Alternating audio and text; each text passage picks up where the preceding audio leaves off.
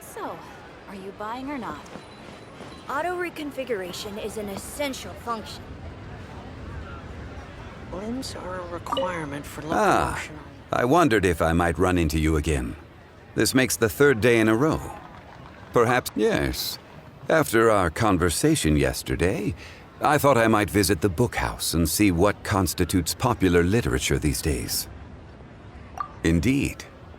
Traveler, do you know anything of the origins of books in Liyue? First, people ground wood into pulp to make paper. For ease of reading, they began binding sheets together to make what we now call books. Later, they developed movable type printing to improve the speed and quality of production. Eventually, the technology developed to the point where books like those we see here can easily be produced in great quantities. There has been a proliferation of literary genres and works since that time. Traveler, is there any book from Liyue that has made a particularly strong impression on you? Oh, so you've read it too. The author does not lack for ideas.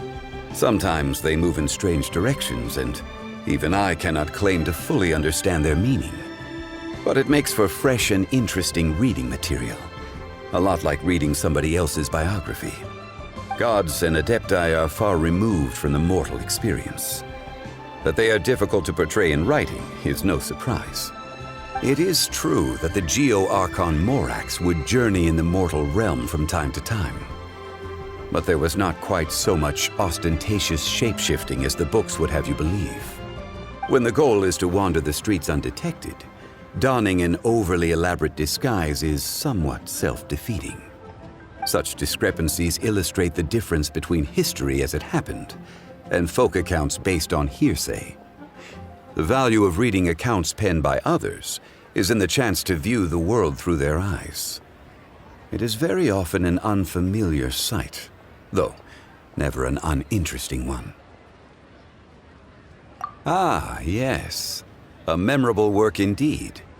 I have heard that this is an unpopular book, due to its often impenetrable prose, and yet the yakshas described in it are real historical figures. They were loyal servants of Liyue. They lived through a bitter war and sacrificed much. All of Liyue, from harbor to chasm, is indebted to the yakshas for their protection over the years.